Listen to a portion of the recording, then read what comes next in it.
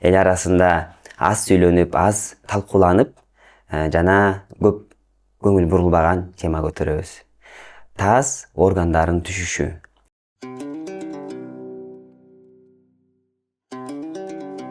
Саламатсыңарбы урматтуу достор, биринчи байлык ден соолук подкастына кош келиңиздер. Бүгүн биздин студиябызда 15 жылдан ашык тажрыйбасы бар гинеколог, хирург Адашбек Манасбекович Муратбеков. Кош келиңиздер. Саламатсыздарбы? Биринчи өзүңүз тууралуу айтып кетсеңиз, анан ушу биздин бүгүнкү темага өтөлү. Мен 2008 жылы Кыргыз-Орус славян университетин бүтүргөнмүн. 17 жыл тажрыйбалык кесип боюнча стажым бар. Гинекология, акушерство боюнча. Азыркы учурда алдын ала өтүп жаткан, көп көйгөйдү түзүп жаткан маселе боюнча көбүрөөк кеңири акыркы жылдары маселе туруп жаткандан ошол жака көңүл буруп баштадым да. Мындайча мен көбүрөөк төрөт менен маек болом. Ошол төрөт менен маек болгон себептен бул көйгөйдү көрүп, кыйынчылыктар жаратып жатканын байкап келип, ушул маселеге өтүп жатамын. Негизи кайсыл бейтапканаларда сиз иштедиңиз? Мен шаардык бейтапканалардын көбүндө иштедим. Өзүм стажым боюнча биринчи университетти бүтүргөндөн кийин Ысык Ата территориалдык ооруканага төрөт бөлүмүнө күзөтчү дарыгер болуп ошол жакта иштегенмин. Жаш кезегим көбүрөөк билишим керек, көбүрөөк үйрөнүшүм керек деп ошол учурда да буйрук болуп калып, жолум ачылып, шаардык төрөт үйүнүн перинаталдык борборуна жайгашканмын.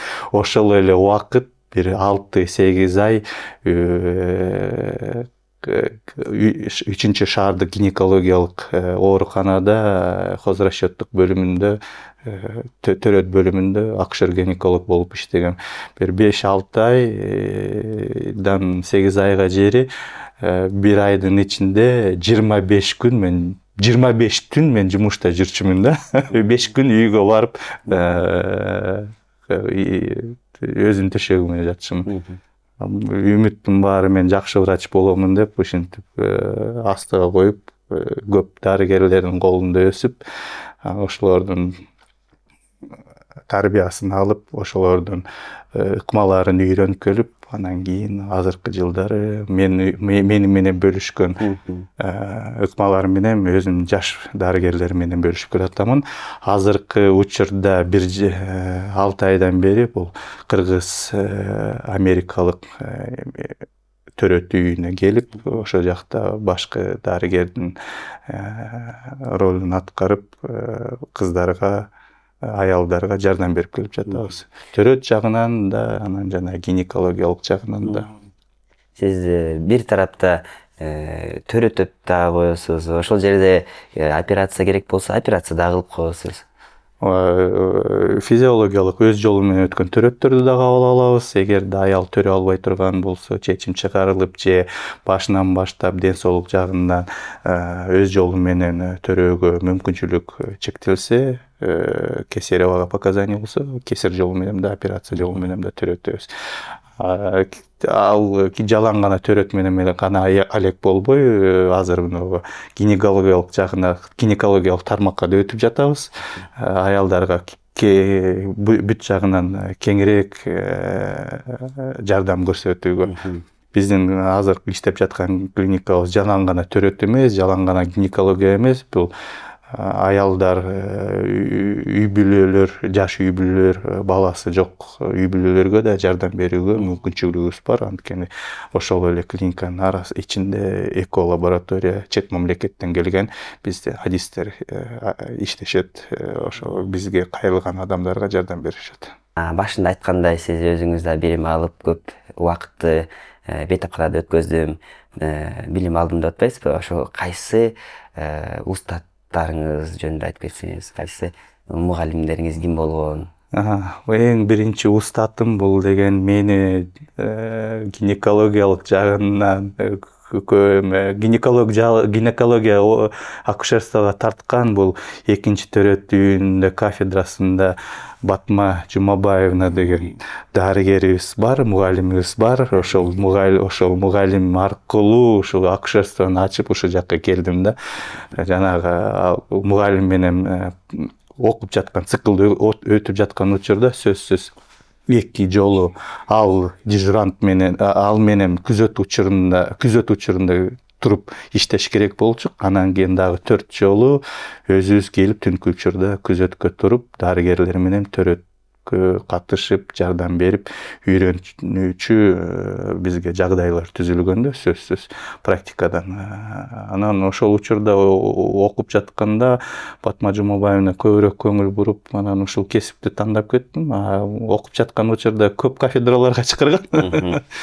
Бир учурда неврология кафедрасына да барайын деген, анестезиология, реанимацияга да барайын деген ой бар болчу, бирок акушерство гинекологияга Батма Жумабаевна ошол ичинде бекитилип жүргөн сырдын баарын сыртка чыгарды да. Анткени мен айылда мектепти бүтүрүп жаткан учурда бир классташ досум менен кошо биз мектепти бүтүргөндөн кийин шаарга барып медициналык университетке дарыгер болуп тапшырабыз дегенде бизге эмне түрткү болгон? Менин атам 2-курска жери Исаконовичтин колунда сабак өтүп, бирок ден соолугуна байланыштуу, чоң атам ден соолугуна байланыштуу дарыгер боло албай, мен ал дарыгер боло турган үмүтүн мага эч качан айткан эмес да. Анткени мен 5-классымда өтүп кеткен, көбүрөөк сырларын билинбей кеткен. Анан досум экөөбүз кире бериште шкафтын ичинде китептери бар болчу.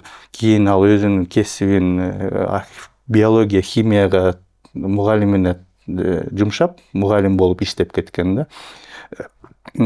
Тиги биздин профессор Макен Субанович Мусаралиевдин мугалими болуп, ал да ошол аркылуу медик болуп келип иштеп кеткен.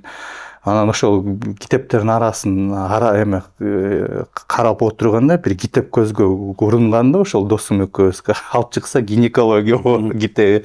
Ошол гинекология китебини окуп, переходный период биз деген жаңы өсүп келатабыз, көп нерсе информация жок бизге. Анан ошо кызыгып кетип, мен гинеколог болом деп классташ кыздарыма тийишип баштаган. Кийин ошол мен башында врач болом, ошол гинекология китеби түрткү болгон себептен кийин гинекологияга келип калдым. Акушерство менен кошо. Рахмат. Эми бүгүнкү темага өтөлү. Азыркы учурда башында айтып кеткенде аз козголгон, мурунку учурда такыр эле балким дарыланбаган таз органдарын түшүшү, же болбосо медицина тилинде айтканда таздын пролапсы. Ошо таздын пролапсы деген эмне?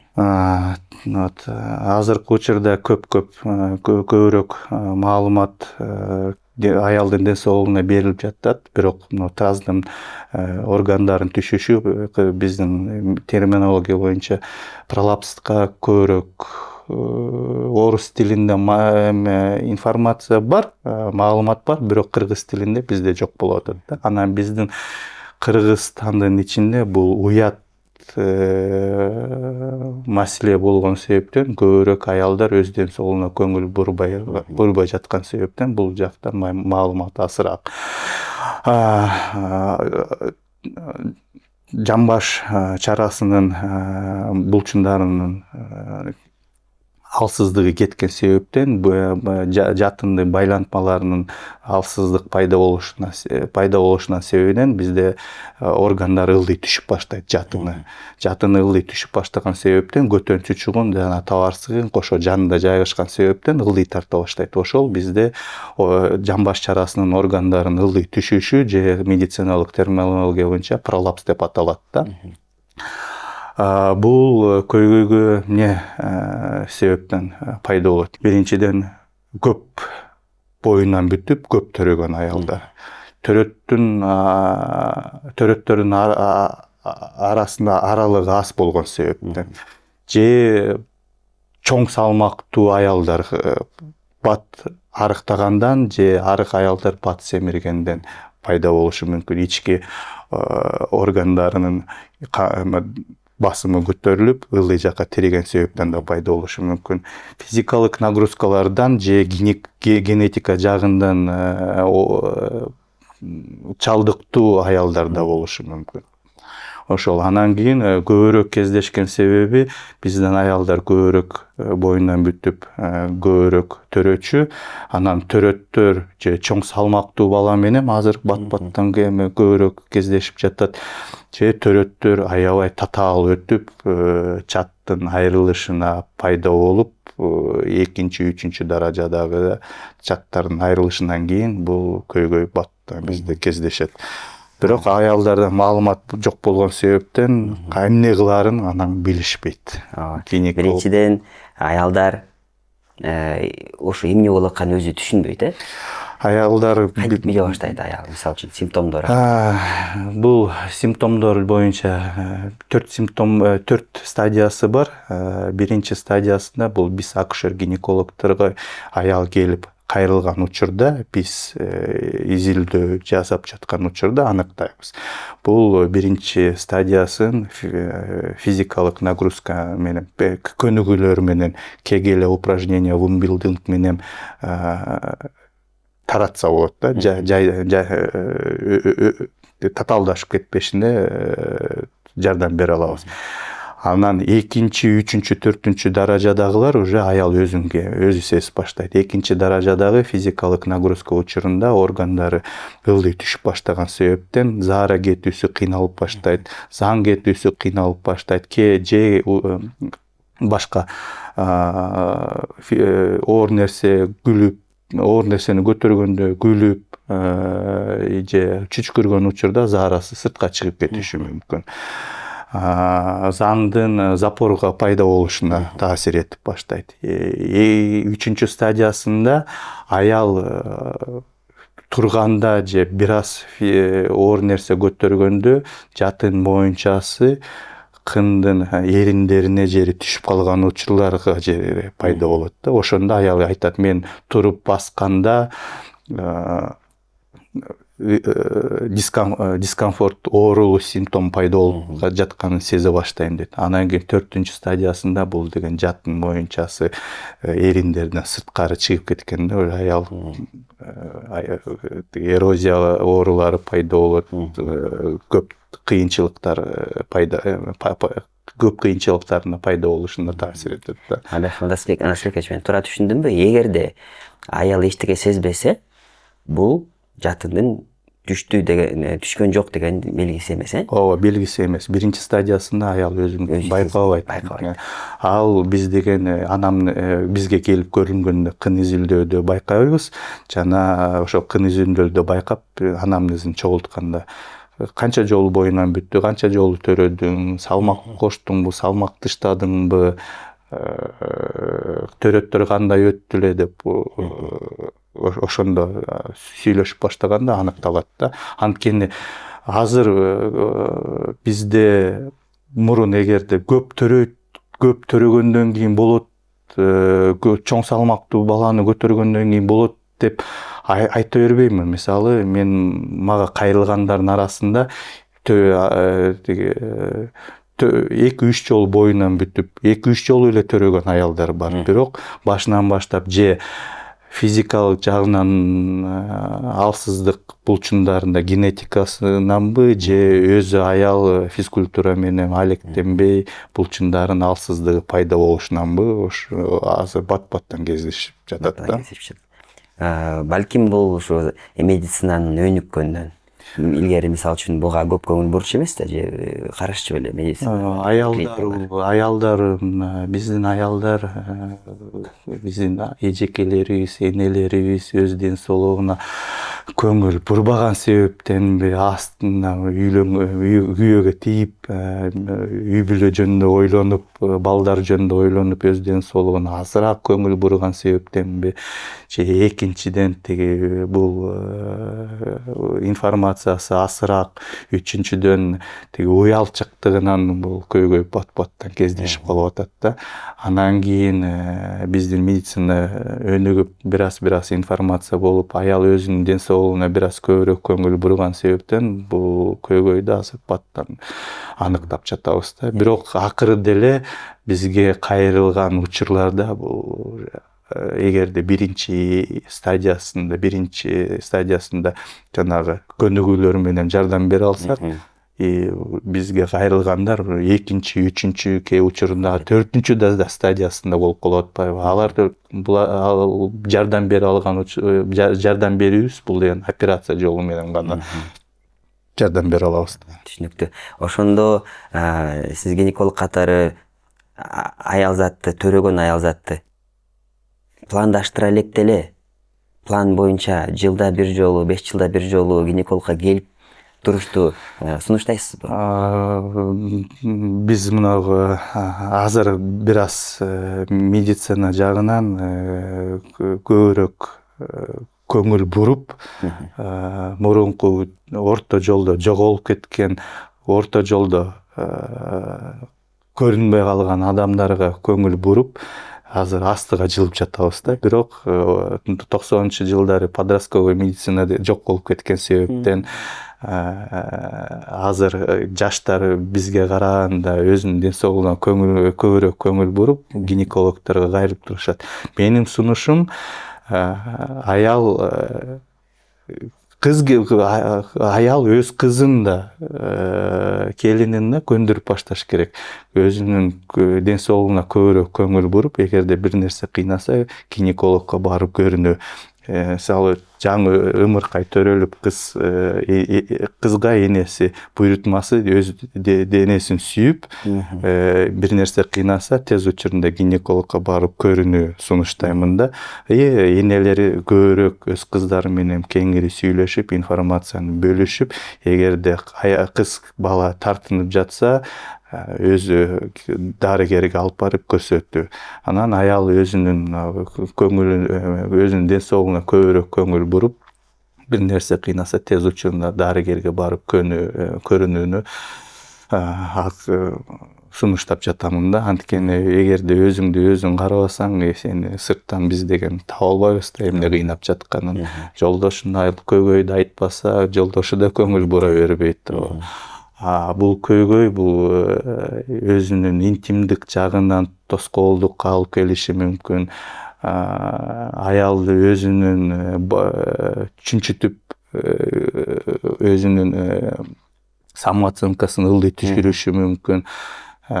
Мисалы, төрөттөн кийин оор нерсе көтөрбөй, көп алыс жолдорго бара албай, анткени заарасы, физикалык нагрузкада заарасы чыгып кеткенден аял өзүнүн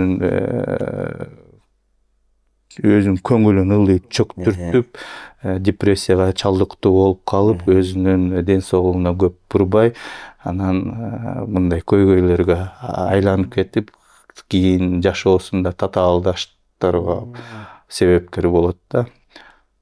Азыркы учурда дагы кээде кездешип калат эмеспи?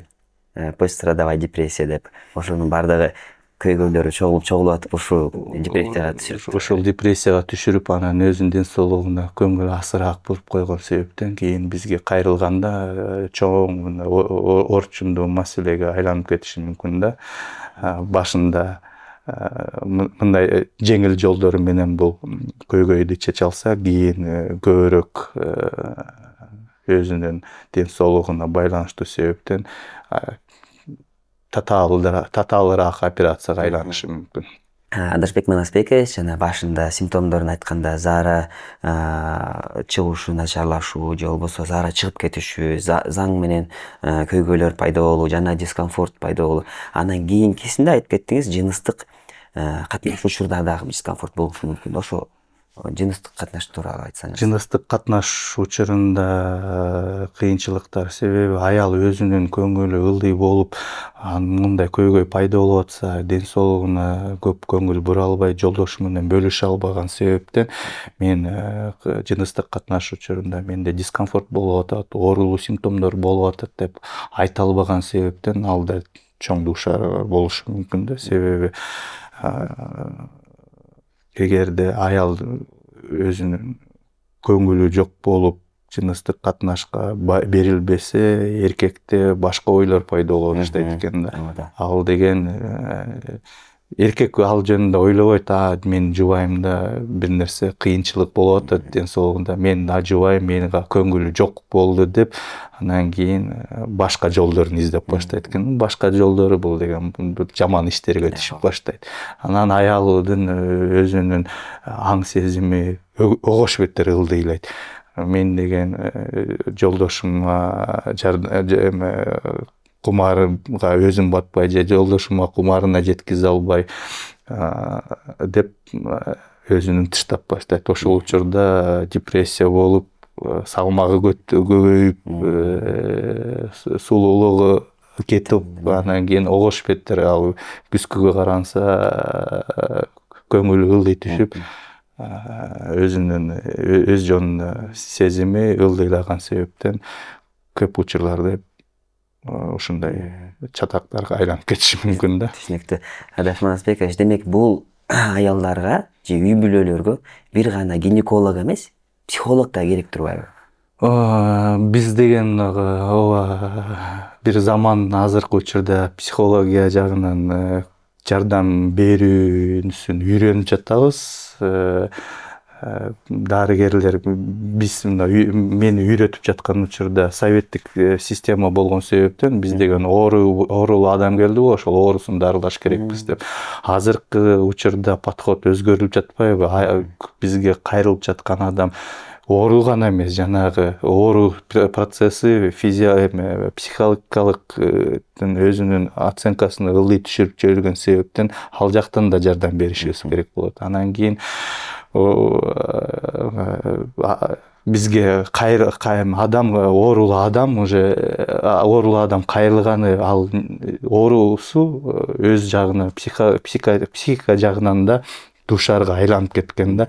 Биз ошол нерсени бизге окуп жаткан учурда көңүл бурбаган себептен азыркы учурда бир аз биздин жумушта тоскоолдук түзүп келип жатат да. Анткени бизде пациенттер менен бизге кайрылган кардарлар менен иштөө мамилебиз бир аз начарыраак болуп жатат. Акыркы жылдары биз пациент менен дарыгерлердин ортосунда сүйлөшүүгө, консультация жүргүзүүгө көбүрөөк көңүл буруп жаткан себептен биз да акырындан үйрөнүп келип жатабыз.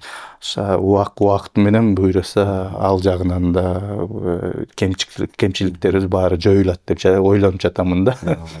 Түшүнүктүү. Ошондо гинеколог бир гана гинеколог эмес, акушер эмес, ошондо психолог да болуп кетет экен, подружкасы да болуп кетет экен, бейтаптын ошого биз жеткизиш керек да. Анткени ишеним пайда болуш керек. Ишеним пайда болуш. Мисалы, мен гинекология жагынан гана жардам бербей, мен аялдын ички процесстерин түшүнүп, кандай ой аялды басынтып жатканын билип, мен деген эркек кишиге да бөлүшүп бере алам да.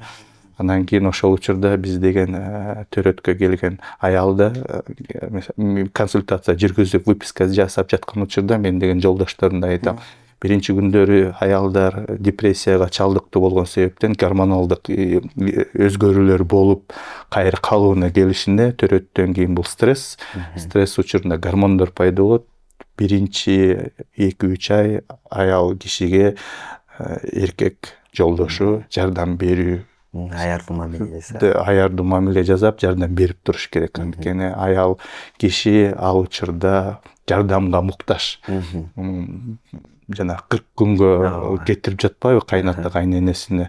Бул менин оюмча туура мамиле. Мисалы, биз иштешип жаткан чет мамлекеттик партнерлор кытайлык, америкалык кытайлар болгондон алар да биздикине бир аз окшошураак. 40 күн төрөгөн аялга энеси эч оор жумуш кылдыртпайт. Жылуу кийим кийгизет, жылуу ысык тамактарды гана берет. 40 күн сыртқа чыгарбай үйүндө багат. Анан 40 күндөн кийин калган нерсе жумуштарын жасоого уруксаат бере баштайт. Биздикин менен бир аз окшошуп кетип жатат да. Анан биз да биздин эркектер да биринчи төрөгөндөн кийин бул аялга гана эмес бул өзүнө да керек ымыркай төрөлдү да. Өзү да ошол төрөлүүнө туюмуна салым кошуп, төрөлөрүнө салым кошуп, кийин төрөгөндөн кийин да бул өзүнүн ымыркайында да жардам беришип кетиш керек. Анткени биздин кыздар пролапстын себеби башынан баштап бул деген төрөт учурунда булчундардын баарын алы кеткен себептен, төрөттөн кийин аял кыймылдап физикалык нагрузка көбүрөөк болгон себептен кийинки учурда чоң татаалдашып пролапска айланып кетиши мүмкүн да. Анткени төрөгөндөн кийин аял оор нерсе көтөрбөш керек. Физикалык нагрузкасы асыраак болуш керек. Анан кийин гигиена жагынан да өзүн жакшылап карап, анан экинчи психика жагынан аял да оюн ордуна келтиртип, гормондор түшкөндөн кийин анан гана калган нерсе жөнүндө ойлонуп баштаса болот. Ошол учурда жолдошу жана үй бүлөсү, жанында жүргөн адамда психикалык жагынан жардам берген соң. Жакшы. Ар кайсы тараптан колдоо көрсөтүп туруш керек экен. Кайната, кайненеси, атасы, апасы, үйдөгү болгон кайнелери, кайынсиңдилери гана эмес, жолдошу да сөзсүз көңүл буруп, ал жагынан жардам бериш керек. Башында ойлодум эле, 40 күн деген ошо ымыркайга берилет экен десе, 40 күн деген 40 күн деген аялдын өзүнүн калыбына келишине берилген мөөнөт да, калыбына келип, анан кийин ошол учурда кийин гана. Ошол эле кезде апасы дагы, баласы дагы чогуу калыбына келип, баласы торолуп, анан уже 40 күн өткөндөн кийин анан жанагы күнүмкү уже керектүү нерселерин жасай берсе болот деп. Бирок үйдө жатып алгыла деп айта албайм. Акырын-акырындан калыбына келиш үчүн төрөттөн кийин мисалы упражнение Кегеля, вумбилдинг жасап туруш керек. Бул деген пролапстын профилактика катары кабыл алынат. Оор нерсе көтөрбөш керек, диета кармаш керек, заңды катыруучу тамактарды жебеш керек. Анан психоэмоционалдык жагынан жана гормондор калыбына келишинде жардам берүүчү шарттарда. Уйкудан калып калса, баласы түнү бою ыйлап колуна көтөрүп турса, көтөрүп чыкса, бул деген көтөрүп нары бери баскан учурда курсактагы басым көтөрүлгөндөн пролапстын пайда болушуна жана органдарды түртүп татаалдашып кетишине себепкер болот да. Аял төрөдү, 40 күн үйүндө жатты. Ошондо бүт баары калыбына келип жакшы болуп калабы же сөзсүз түрдө дарыгерге барып текшерип туруш керекпи? Дарыгерге жок дегенде кайсы учурда мен бүттү пролапсым жок экен деп айтса болот? Пролапс жок деп эч ким айта албайт. Яны төрөттөн кийин органдар, булчундар чоюлган себептен ал пайда болот. Бирок биз өзүбүздүн буга жер айтылып кеткен көнүгүүлөр менен жана диеталар менен бул биз татаалдашып кетпешине жардам берип жатабыз. Аял сөзсүз өз ден соолугуна, аял гана эмес, бүт кишилер өз ден соолугуна көңүл буруп, аял киши сөзсүз гинекологдо жок дегенде 1 жылда 2 жолу көрүнүп кетиш керек да. Ден соолугу кандай болуп жатканын, кандай өзгөрүүлөр болуп жатканын тез учурунда бат-бат көрүнүп турган соң. Диагностика болуп атканда 3-4 деңгээлеп айттыңыз, бирок ошолдой эле диагностика барбы же өзгөчө УЗИ жасаса болобу, МРТ, КТ, бизде анализдер барбы атайын? Бизде пролапсты аныктоо стандарты бул деген келип кын үзүлүүсү боюнча гана. Анан кээ учурда аялдыкы бир эле симптом болушу мүмкүн да. эгерде опущение арткы стенканын ылдыйлап кетиши же астыңкы стенканын ылдыйлап кетиши, эгерде арткы стенканын ылдыйлап кетиши көбүрөөк болсо заң кетүүсүнө кыйынчылык пайда болуп калат. Эгерде алдыңкы стенка ылдыйлап кетиши көбүрөөк болсо табарсыз ылдый тартылып, заң заарасы кетүүсүнө тоскоолдук болуп же заара бат-баттан чыгып кетишине себептен дарыгерлерге кайрылат да. Биринчи арткы стенкасында көтөнчү түшкөн себептен проктологко барышы мүмкүн. Заарасы улам кыйнап цистит болуп жаткан учурда урологко барышы мүмкүн. Анан кийин ошол урологдор айтат, көрөт, бизде момундай, сиздерде момундай көйгөй болуп жатат деп. Анан гинекологко кайрылган учурда гинеколог кын изилдөө учурунда арткы пролапсы да байкайт, астыңкы пролапсы да байкайт, анан жатын моюнчан ылдый түшүп кетишин да байкайт. Жанагы даражаларына жетти жараша көйгөй түзүлөт да. Ошол симптомдоруна жамбаш чарада бүт органдар бир жерде жайгашкан себептен урологко да барып көрүнүшү мүмкүн, проктологко да барып көрүнүшү мүмкүн. Анан орто жолдон эгерде гинекологко көрүнсө, гинеколог байкап калышы мүмкүн. Негизи биз кыргыздарда бейтаптары көп дарыгерлерге барбаганды каалайт эмеспи? Же болбосо барса дагы бир эле дары жазып берчи, бир ичип коеюн, ошо менен эле дары жакшы болуп кетем депчи. Анан ошол менен ойлоп атам да, эгерде проктологко барса, ал дары жазып койсо, кайра жакшы болуп кетип, жоголуп кетет жарым жылга.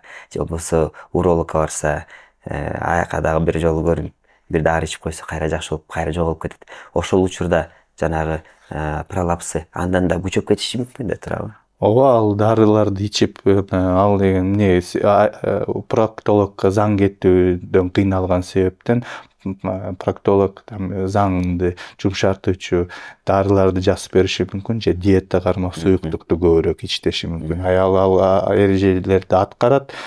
Татаалдашып кеткен учурда ал жардам бербегенден кайрылат. Анан ага сунуштайт. Сунуштап жаткан учурда башка да адистерди бар көрүнүп кеткенде алардын арасында гинеколог да бар, гинекологко кайрылат. Заарасы жагынан татаалдашкан себептен, мисалы, мага аялдар келип консультация алып жаткан учурда бир эле симптом. Мен бат-баттан цистит болуп жатамын. Ал циститине табарсыз ылдыйлаган себептен, заара кетүүчү түтүкчөсү ачылып калган себептен кындын ичинен табарсыкка инфекция тарап жатканын аныктайт да. Ал симптом болушу мүмкүн. Ал деген урологдо көп дарыланып жаткан учур болот. Анан кийин ал жардам бербей койду, мен бүт дарылардын баарын ичип чыктым. Бир башында жардам берчи, азыр жардам бербей калды деп. Анан барып сураштырып келип, анан көргөндөн кийин, сизде момундай болуп жаткан турбайбы? Анда сизге мен жардам берүү үчүн бул деген жамбаш чаранын булчуңдарында бекемдетүү гана операцияны сунуштаймын деп, анткени ылдый түшүп кеткен органдарды кайра ордуна келтириш, кынды эмес, жамбаш чарасынын булчуңдарын бекемдетүү себептен операция жасаш керек деп, ошол гана сунуш болуп баштайт. Так, ошондо биринчи даражада эч кандай операция кереги жок, жөнөкөй эле көнүгүүлөр жасадык. Көнүгүүлөрдү жасап, физиотерапияны алып, ультра УВЧ терапияларды алып, жана тиги заң жумшартуучу диеталарды кармап, физикалык нагрузкадан бир аз асайтып, акырын-акырындан көнүгүүлөрдү жасап, көбүрөөк нагрузкаларды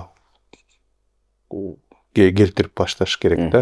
Шыр эле тиги оор нерселерди көтөрө бербей, нагрузканы күндөн күнүгө акырын-акырындан көбөйтүп.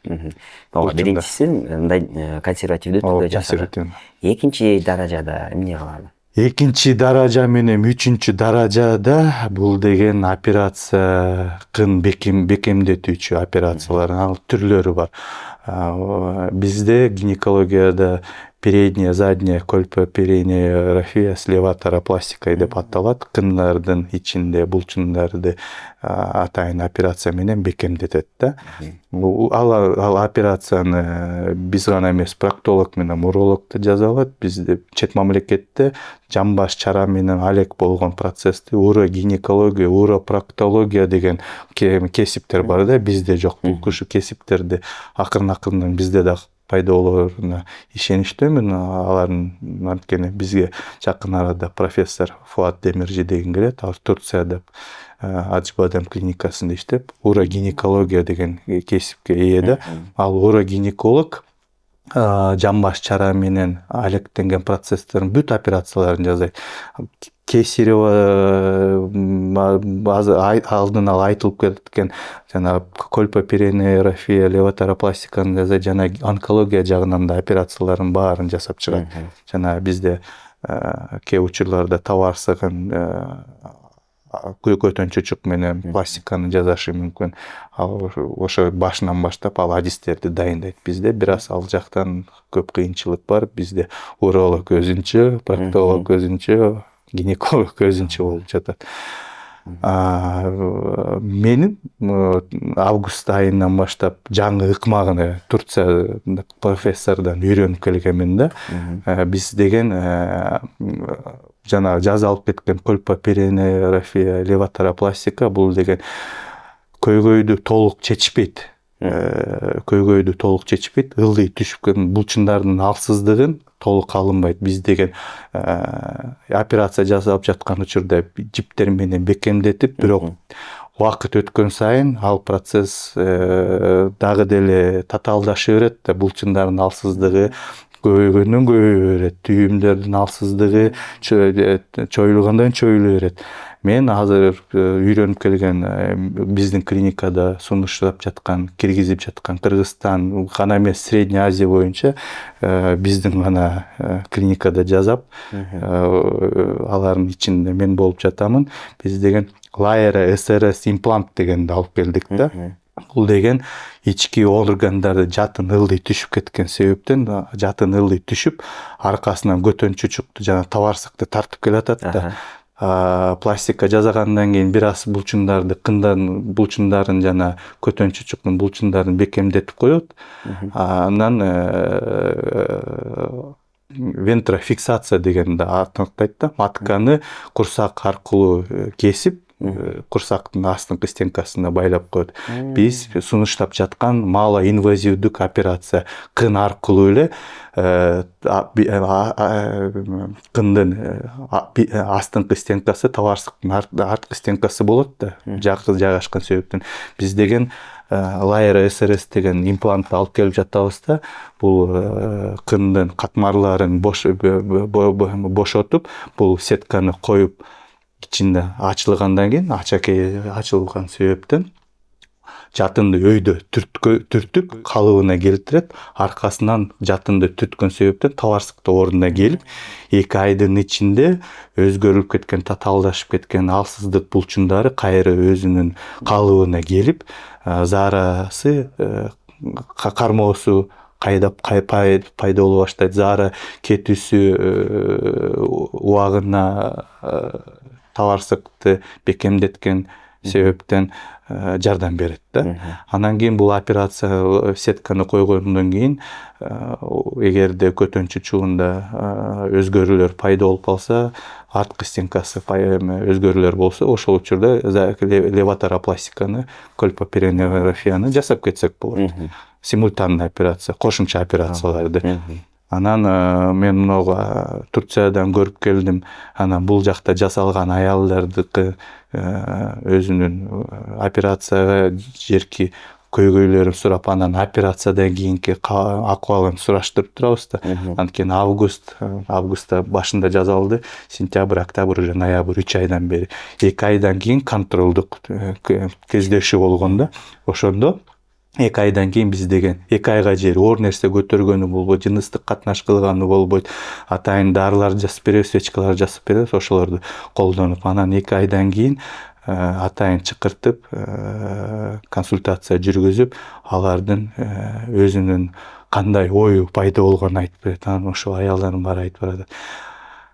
Биз ушул операцияны жасатканыбызга аябай чоң кубанычтабыз деп. Анткени мурун бир аз каткырып койсом же жөтөлүп койсом заарам чыгып кетчү. Азыр болсо ай көйгөй жок дейт. Ал көңүлү чөгүп келген аял кийин жолукканда Манасбекович саламатсызбы, кандайсыз, күлүп жаркырап жайнап калганда эки аял повар болуп иштеп ар кандай оор нерселерди кээде көтөрө калат да.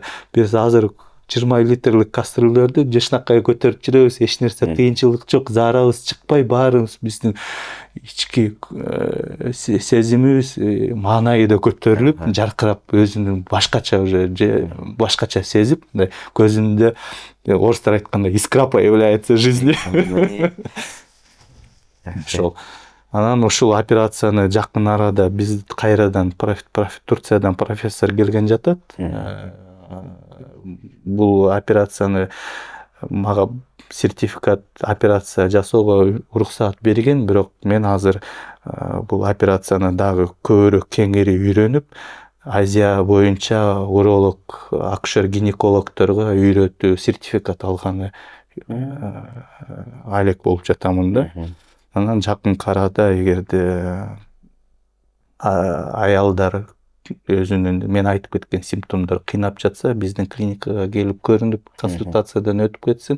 Профессордун өз колу, Турциядан келген профессордун өз колу менен жасап кеткен операциясына жетишип калсын. Түшүнүктүү. Ошо сиз айткан профессор качан келет? Ушу ноябрдын аягы, декабрдын башы деп жатабыз. Азыр мына пациенттердин кайрылуусуна пациенттерди отбор жасап дайындап коюшубуз керек да.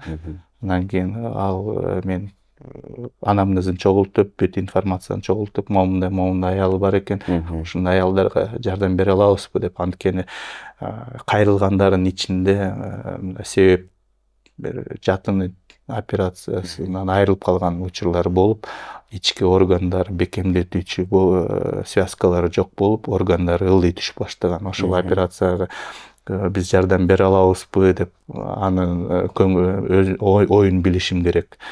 Калган жагынан болсо, эч кандай мурун операциялар болбосо, аялдарды уже камдап койдук. Бир аз мага мисалы мурун урологияда слинговая операция, жана лента коюлган учурларында кайрадан операция жасоого мүмкүнчүлүк барбы, аны да аныкташым керек. Ошол аялдар бизге кайрылса, пациенттердин баарын көрүп, анан кийин чечим кабыл алабыз. Анткени көбүрөөк аял кезиксе бизге жакшыраак да. Жакшы. Датасы пока аныктала элек экен. Адаш Манасбекович, көрсөм болобу?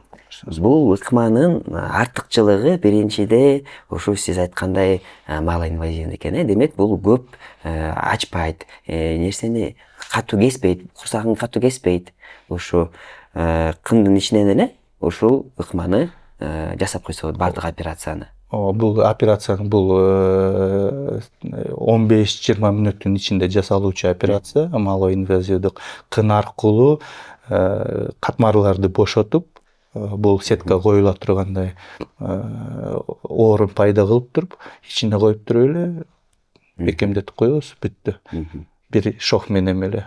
Анан эгерде кошумча операция керек болуп калса, жана мен айтып кеткен арткы стенкасын бекемдетүү операциясын жасап, болжол менен 25-30 мүнөт гана мөөнөт алат. Жакшы. Ошондо бул ыкма экинчи жана үчүнчү деңгээлге жараша турган. Бул операциянын 4-чү даражага да колдонсо болот. 4-чү даражага. 4-чү да 2, 3, 4-чү даражада да колдонсо болот. 4-чүдө кошумча дагы. 4-чүдө бирок башкачараак балким операциясы болуп калышы мүмкүн. Аны профессор чечет да, келип көрүп. Анан ал жасагандан кийин биз да айтабыз, бул учурда моундай кылыш керек, мүмкүнчүлүк бар турбайбы, жасаса болот турбайбы деп биз анан анткени медицина ордунда тура бербейт. Жаңы ыкмалар пайда болуп атат, жаңы сеткалар пайда болуп атат. Анткени мен айтып кеткен симптомдор боюнча урологдор операциясын жасап атат. ТОТ, ТВТ деген операциялар бар, бирок алардын бир аз өзүнүн да кемчиликтери бар. Бул операция жасагандан кийин кемчиликтери аз. 95-97% успешный операция, ийгиликтүү операция болуп жатат. Анан кийин татаалдашкан учурлар операциядан кийинки аз кездешет. Элдер буга жери мен дарыгерлердин да оюн пикирин аныктап келгенмин. Сен сунуштап жаткан операция бизге ыңгайлуу болуп жатат деп. Анткени сен көп өзгөрүп процесстерди алып жатасың бул сетка менен деп. Бул кийин бул сетка коюлгандан кийин 2 айдын ичинде организм ичинде стабилдешип, сезилбейт деле. Жукка жакшы. Бирок бул ыкманы жасагандан соң бүттү, башкалардын жасабай эле койсо болобу же аларды дагы коштоп кетиш керекпи? Мисалы үчүн операция жасадыбы, андан кийин жанагы сиз айткан кегеле же болбосо мындай булчуңдарды өнүктүрүү, алар булчуңдарды дайыма өнүктүрүп туруш керек. Анткени жаш өткөн сайын бүт баарына, кындын гана булчуңдары эмес, калган булчуңдарды да, анткени жаш өткөн сайын бизде бүт организмде булчуңдардын баары алсыздык пайда боло баштайт. Ал алсыздык жүрөктө да пайда боло баштайт. Анан жүрөк оорулары да пайда боло баштайт. Адам өз денсаулыгына көбүрөөк көңүл буруп, эгерде бир нерсе кыйнаса, ошо кыйнап жаткан адистерге барып көрүнүү. Муну да көп айтып келебиз биздин подкастта. Негизи байтаптар дарыгерге келгенде алтын дары сурайт эмеспи? Бир дары жазып бер же бир мазь жазып бер, ошол мага мындай жакшы жардам берсин депчи, же эң кайсы жакшы жардам берген дары кайсы деп сурашат да. Демек бул алтын дары эмес экен, бул ушул кошумча, бирок заманбап азыркы учурда сиз айтып кеткен Борбор Азияда, ошонун ичинде Кыргызстанда биринчи кирип жаткан жаңы ыкма экен. Азыр эгерде уруксат берсеңиз, макет менен чогуу көрсөтүп кетсек. Бул макет жамбаш шаранын макети. Бул жерде табарсык жана жатын бизде көрүнүп турат да, жатын жана тын. Анан кийин көйгөйдү жатын ылдый түшүп баштаган себептен аркасынан буга жери айтып кетпеди элем. Табарсыктын арткы стенкасы бул кындын алдыңкы стенкасы болуп жатат. Анан кийин жатыны ылдый түшүп баштаган себептен бул аркасынан да табарсыктын артта келатат да. Бул жатынын аркасында көтөн чучукта жайгашкан. Көтөн чучукту да ылдый тартып кетип атпайбы? Бул сетканы койгондо жатынды тиреп себептен, жатынды тиреп калыбына келтирген себептен аркасынан да табарсыкта кошо көтөн чучугу да бир аз калыбына келиши мүмкүн. Бирок ушул операция жасагандан кийин көтөн чучуктун биз жагынан жакшы болсун, денсаулыгу аялдыкы деп калган процесстерди ойлонуп, өзүнүн интимдик жашоосу жөнүндө ойлонуп, биз көтөн чучугунда бекемдетүү операциясын да жасап кетебиз да, чогуу.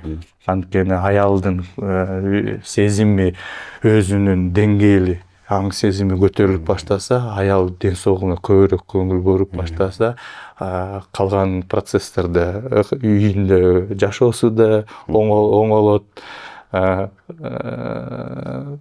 балдарына көбүрөөк көңүл буруп баштайт, өзүнө көңүл буруп баштайт, жолдошуна да көңүл буруп баштайт. Мисалы бизге кайрылган себептен табарсыгы улам заарасы кармалбаган себептен алыскы сапарга баса албайт, бара албайт. Тойго тиги жолдон дааратканаларды издеп баштайт. Анткени табарсыгы толуп кеткенде бир аз эле кыймылдагандан заарасы чыгып кетиши мүмкүн. Заарасы чыгып кеткенде аялдын көңүлү ылдый түшөт. Сыртка чыгып сейиле албайт, анткени жакын арада даараткан болуш керек. Бир нерсе кыйнаса тез учурунда өзүнө жардам берип салуудай. Прокладкалардын чоң прокладкаларды көтөрүп жүрөт. Ал да өзүнүн сезимине ылый төмөндөтүүгө дуушар болот. Бул операциядан кийинки учурда мен жана айтып кеткен жазалган аялдар өзүнүн сезими көтөрүлүп, өзүнүн самооценка увеличивается. Выходит в себя. Албетте, эгерде көңүлү пас болуп турса, үйдөгү балдарын да кыйкырат, жолдошуна да үн көтөрүшү мүмкүн. Биз ал нерсени көп көңүл бурбайбыз деген билбейбиз. Анткени аялыбыз ал учурда биз менен бөлүшпөйт. Андан кийин аялдарга сунушум, сиздер кыйнап жаткан көйгөйдү өзүңүздөр гана чече бербей, жолдошуңуз менен да кошо бөлүшүңүз. Балким ал жолдошуңуз менен сиз жок, бул операция кымбат экен, мен барбайм десе, жолдошу менен сүйлөшкөндөн кийин биз консультацияга келип, жолдошу менен кошо да сүйлөшүп, көңүлүн алып, туура маалымат берип, бул мүмкүнчүлүккө жардам берүүсүнө тоскоолдук кылбай жардам берсин деп аны да көндүрө алабыз. Анткени бул жашоо аныкы да гана эмес. Чогуу үй бүлө түзгөндөн кийин эгерде бир көйгөй пайда болсо, чогуу чечүү зарыл. Түшүнүктүү. Биринчиден, эч кандай эмеге чейин жеткизбеш керек, мындай өрчүндөп кетпеш. Эртерээк келиш керек. Экинчиден, үй бүлө мүчөлөрү менен сүйлөшүп, кеңешип, көйгөйлөрдү чогуу чечүү зарыл. Башка да ыкма бар болсо анда? Башка ыкмаларым боюнча бүт азыр дарыгерлердин баары жаза алат, алар колдонуп атат да. Бирок алардын жаза алган операция менен кийинки татаалдашкан же жардам бербеген учурлар менен кездешкен себептен мен кеңирээк консультацияга жазылып, баарында айтамын да, анткени бүт соц тармактардын баарынан жазып атат.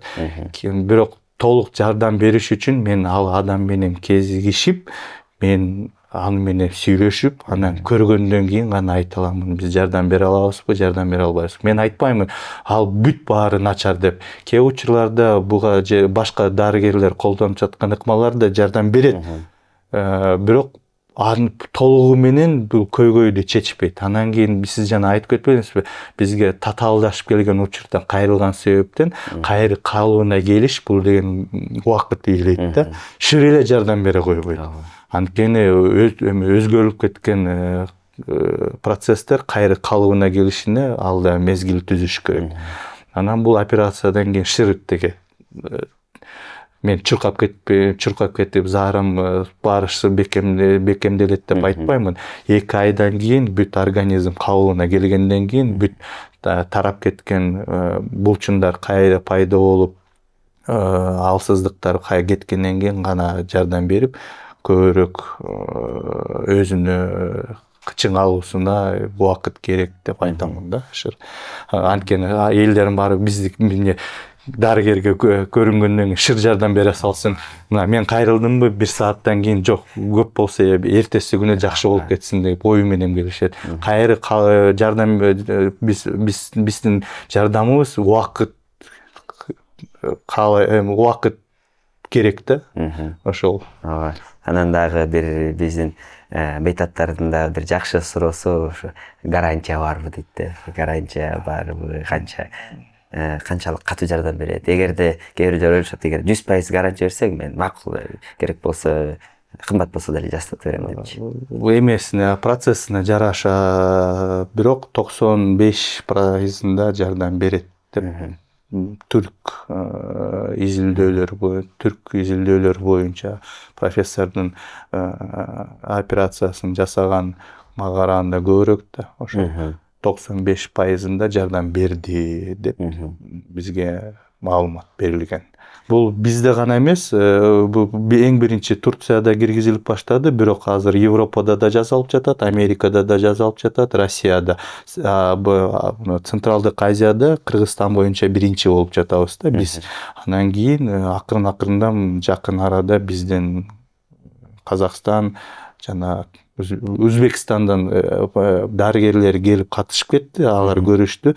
бирок биздин дирекция бул жактан батыраак көңүл буруп ал бул ыкманы кармап калган себептен Кыргызстанда биринчи болуп атат да. Кыргызстан Борбордук Азия боюнча биз биринчилерден болуп атабыз.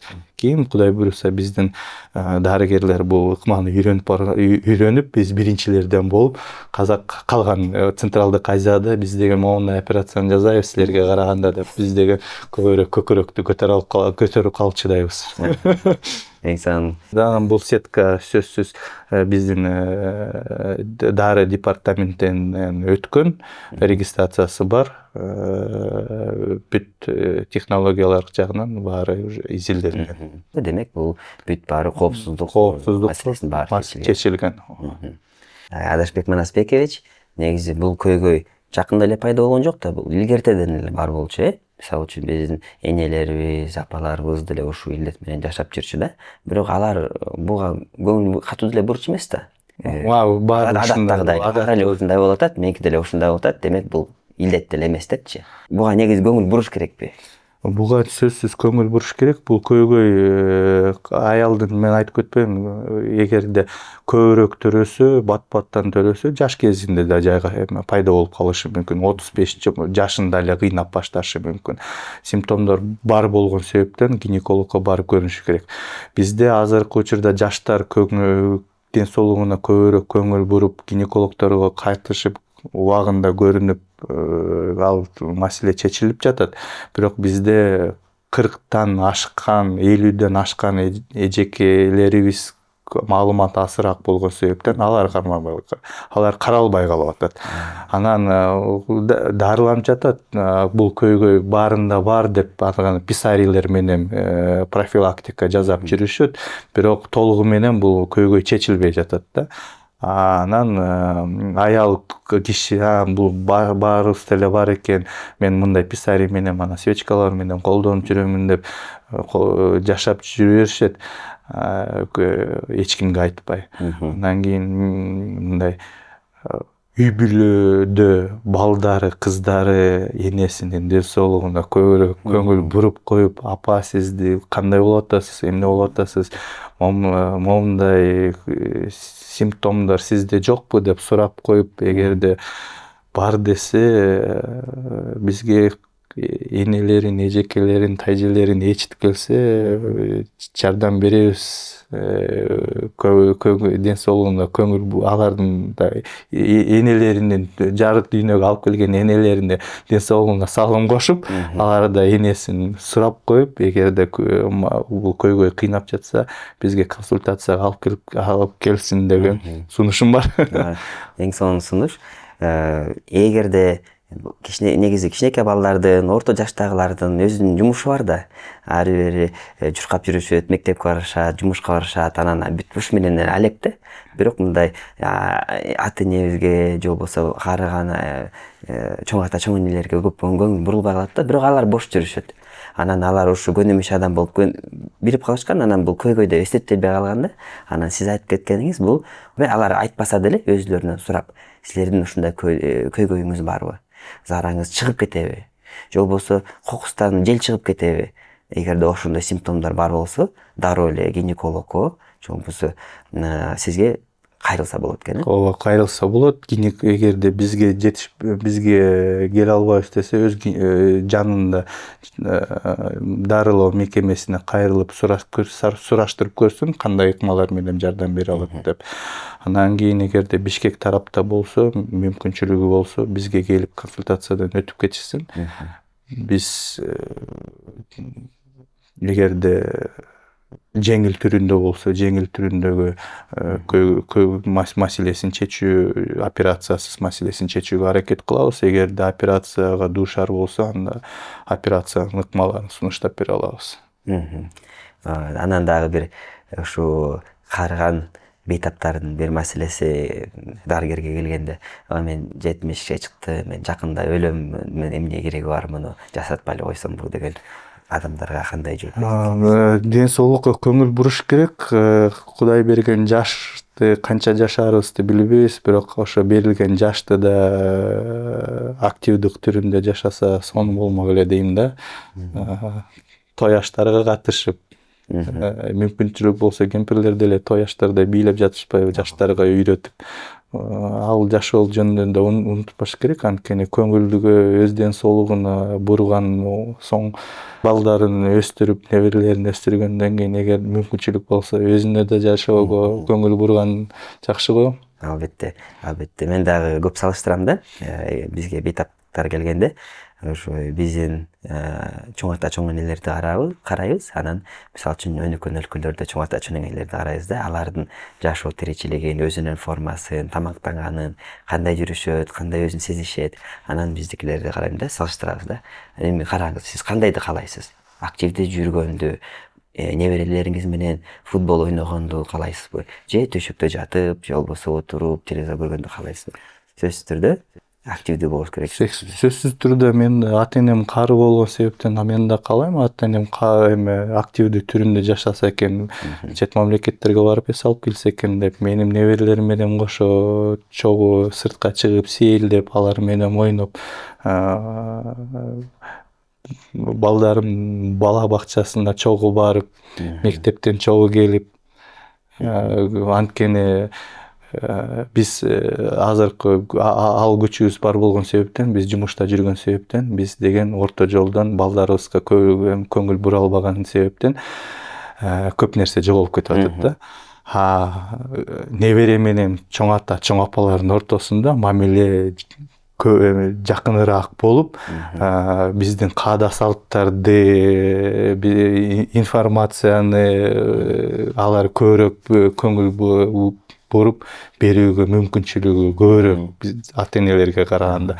Анан ошол себептен эгерде чоң ата, чоң апалары неберелери менен кошо чогуу жүрүшсө, чоң ата, чоң апасынын ден соолугу чың болуп, ал небереси менен кошо сейилде алса, албетте жакшы да.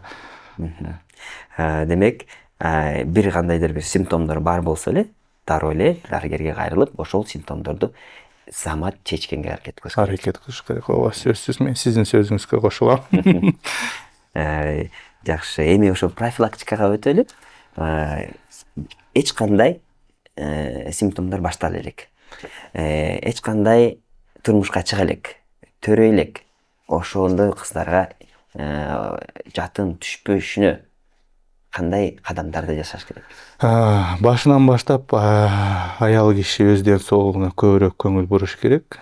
Физикалык жагынан активдүү болуш керек, бирок өтө физикалык нагрузкаларды жасоонун астында бул деген нагрузкаларды кылдат менен көбөйтүш керек да. Анан азыркы учурда интернетибиз бар, интернетте көп көнүгүүлөрдүн баары жайгашкан. Алардын ичинен биз эң жеңилин кегиле упражнениясын, кегиле көнүгүүсүн жасоосун айтабыз. Көбүнчө мага эми төрөттөн кийин аялдар кездешип калып атат да, же төрөт учурунда кездешкен аялдарга төрөттөн кийин сөзсүз кегиле жасагын, оор нерсе көтөрбөгүн деп. Анан вум билдинг деген бар. Анан акыркы учурда бизде көп спорт фитнес центрлер ачылып атат, спортивдик борборлор ачылып атат. Алардын ичинде фитнес борборлор бар. Алардын ичинде тренер машыгуучу атайын адамдар бар. Анан көбүрөөк интернет боюнча азыр укрепление тазового дна деп курстар болуп атат. Аялдар көңүл буруп, ага да барып жүрүшөт. Кыздарга баарына сунуштоо физикалык жагынан көнүгүүлөрдү жасоо, анан кийин өз ден соолугуна көбүрөөк көңүл буруу. Сөзсүз физикалык нагрузканын өзүнүн булчундарынын калыбына келтирип турган көнүгүүлөрдү жасап туруш керек. Ал төрөт учурунда жардам берет, төрөттөн кийин калыбына келишине батыраак жардам берет. Анан эгерде биринчи даражадагы пролапс пайда болуп калса, органдардын ылдый түшүүсү биз аныктасак, бул комплекстик дарылоо, жанагы заң жумшак болуп туруш керек, бат-бат мезгил менен мөөнөтү менен келип туруш керек, сөзсүз. Жана диетаны кармоо, ошол анан эгерде дарылоо маселелер дарылоо керек болсо, дайыма хроникалык жактан ооруларды дарылоо. Мисалы, өнөкөт жөтөл, бул деген кийин пролапска алып келиши мүмкүн. Салмакты бир калыпта кармоо, сөзсүз. Сиз айтып кеткен бүт рекомендациялардын баары бир гана төрөткө чейин эмес, төрөттөн кийин дагы колдоно турган. Колдонуусу универсалдык кеңеш. Рубрика бар эле. Миф жана чындык дегенчи, бул кыскача суроолордун артынан эле сиз ооба же жок деп жооп берип, анан ошого бир кыска эле түшүндүрмөсүн айтып кетсеңиз. Кандай дейсиз? Макул. Көптөгөн аялдарда пролапс көбүрөөк болот. Көптөгөн аялдарда пролапс көбүрөөк болот, анткени булчундардын баары бошойт, түйүндөрдүн баары бошойт, анан төрөт учурунда чоң салмактуу күмөндөр төрөлүшү мүмкүн, төрөт учурунда жирүүлөр болушу мүмкүн, ошолор пролапска таасир этиши мүмкүн. Таасир этет. Оор жүк көтөргөн аял пролапс эрте башталышы мүмкүн. Ооба деп да, жок деп да айта албаймын, анткени эгерде аял физикалык жагынан булчундары баары бекем болсо, аз кездешет. Бирок эгерде физкультура азыраак жасап, өзүнүн ден соолугуна аз көңүл бургандардыкы болот. Төрөттөн кийин койдун майын сүйкөсө, пролапс жоголот. Жок. Койдун майы көп нерсеге дары деп бизде башынан баштап келатат. Жок, мындай учурларда жардам бербейт. Белдемчи тагынуу пролапска жардам берет. Белдемчи да жардам бербейт, анткени биздин бошоп калган түйүмдөргө жана булчундарга эч кандай таасир этпейт. Пролапс уят жана жашыруучу оору. Жок, бул жашыруучу оору эмес. Бул деген аялдын ден соолугунда эң маанилүү болгон маселе болгон себептен бул аял сөзсүз дарыгерге жана жакындарын айтып, дарыгерге көзөмөлгө келип кетиши зарыл. Пролапс уят эмес. Мончо пролапска шыпа берет. Жок. Жардам бербейт. Мончо менен дарылап. Төрөттөн кийин оор жумушка эрте киришсе, пролапс пайда болот. Ооба, төрөттөн кийин оор жумушка эрте киришсе, пролапс пайда болот, анткени төрөттөн кийин аялдын денеси калыбына келген эмес, булчундары чойломойдон калды, түйүндөрү чойломойдон калды. Эгерде ошол учурда нагрузка бере баштаса, бул калыбына келбей пролапска таасир этет. Душар болот. Жок, рахмат. Кыркын чыгаруу салты пролапсты алдын алат. Кыркын чыгаруу салты пролапска алдын алышы мүмкүн, эгерде аял киши көп физикалык нагрузка, көп физикалык оор жумуштарды жасабаса. Жакшы. Заара кармай албай калуу дайым пролапстын белгиси. Симптом болушу мүмкүн. Анткени заара кармай алган белгиси бул цистит жагынан, урологдор жагынан да кездешет. Демек, бир эле симптому, Бир эле симптому. Кегел көнүгүүлөрү пролапска жардам берет. Башында төрөттөн кийин колдонсо же төрөткө жери булчундардын баарын өрчүндөтсө жардам бериши мүмкүн. Бирок пролапс пайда болуп калгандан кийин экинчи даражадан кийин бул жардам бербейт. Операциядан кийин чыңалуусуна жардам берет. Реабилитацияга жардам берет. Бийлөө таздын булчуңдарын күчтөтөт, жакшыртат.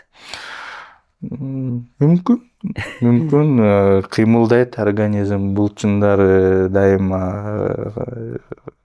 иштеп турат. Бийлеген дагы бул физикалык активдүүлүккө жатат, демек билесе деле болот. Эгерде билесе болот. Гинеколог уруксат берсе. Кийинки суроо. Суук тийсе пролапс болот. Жок, суук тийсе пролапс болбойт, бирок ички органдарынын оорусуна пайда болуп, булчуңдардын алсыздыгына батыраак кездешүүгө мүмкүнчүлүк түзөт. Рахмат. Жыныстык жашоодо оорутуу бул пролапстын белгиси. Белгилердин бири сөзсүз болот. Ыңгайсыздык жаратат, ошол себептен болушу мүмкүн. Эгерде көп арыктап кетсе, бат арыктап кетсе, пролапс күчөйт. Күчөп кетиши мүмкүн. Ооба, анткени бүт булчуңдардын баары чоюлган себептен, түйүмдөр чоюлган себептен алып келиши мүмкүн. Рахмат. Жаш кыздарда 25 жашка чейин төрө элек кыздарда пролапс болушу мүмкүн. Мүмкүн, биринчи даражадагы пролапс болушу мүмкүн. Себеби эгерде генетикалык жагынан булчуңдардын алсыздыгы, түйүмдүн алсыздыгы берилсе, энеден же башка ата жагынан тукум кууган оорулар болсо.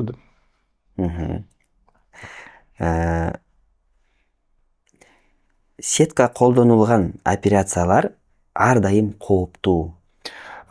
Сетка колдонулган операциялардын түрлөрү бар. Кээделери жардам бериши мүмкүн, кээделери операциядан кийин татаалдашып ыңгайсыздык жаратышы мүмкүн. Ден соолугуна көбүрөөк тоскоолдук түзүшү мүмкүн.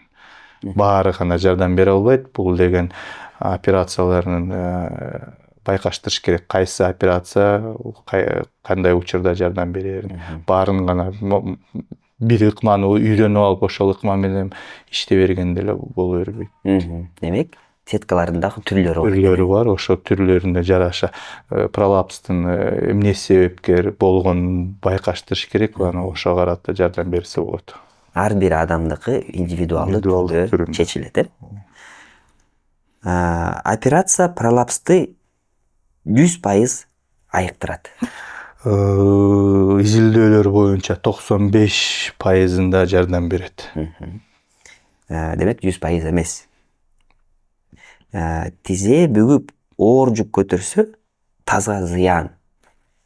Тизе бүгүп оор жүк көтөрсө, эми оор жумуштун баары ички басымга көбүрөөк таасир этип, пролапска пайда болушуна мүмкүнчүлүк түзөт.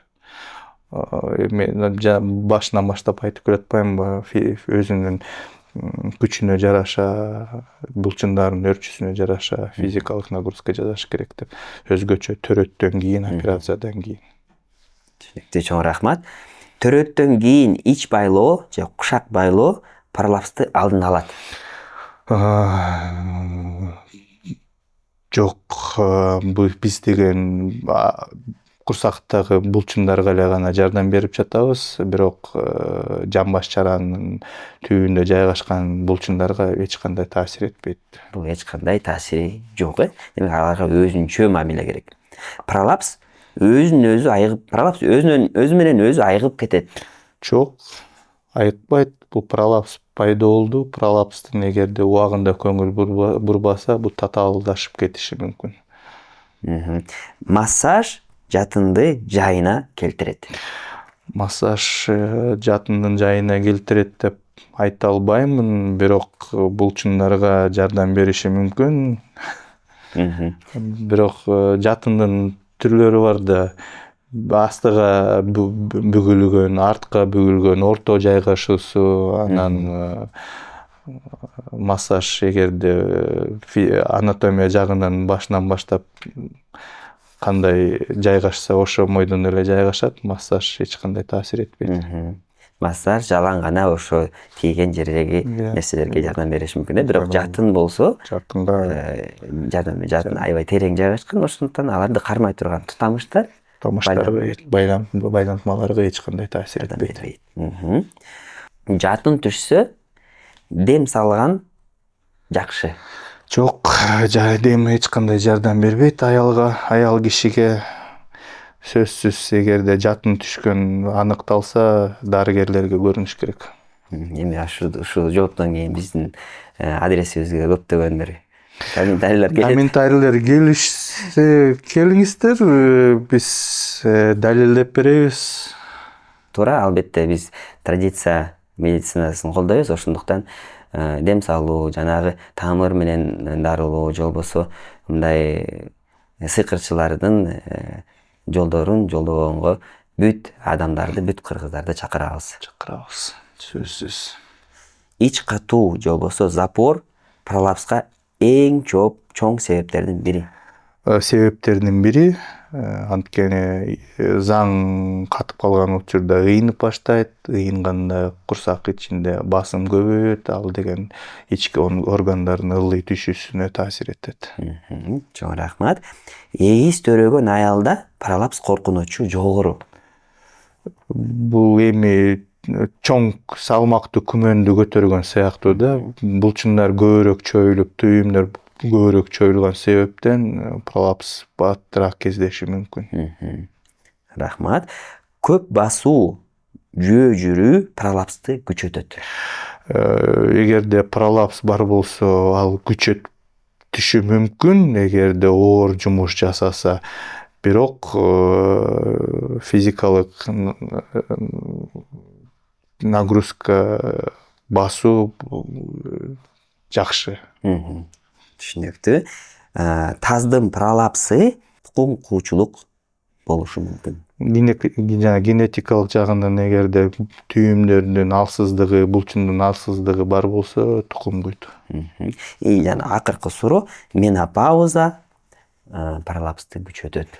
Менопауза учурунда биздин организмде менопауза аялдын организмде өзгөртүүлөргө пайда болгон себептен күчөтүшү мүмкүн.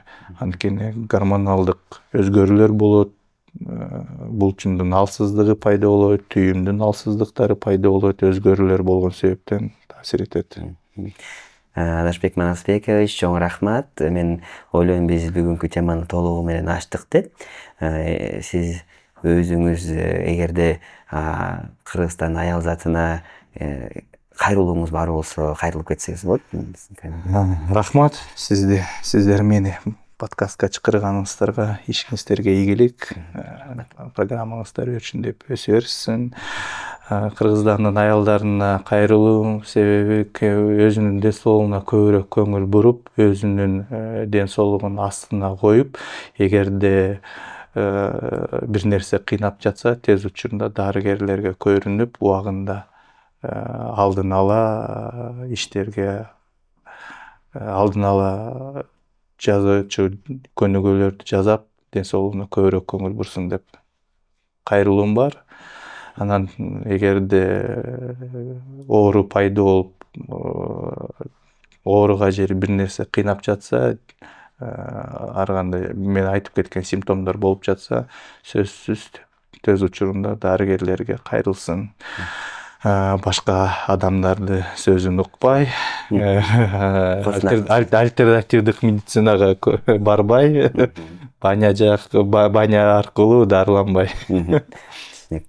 Анан көп подкасттан кийин негизи көп комментарийлердин арасында бул врачка кантип көрүнсөк болот, кантип барсак болот, кантип жетсек болот деген суроого.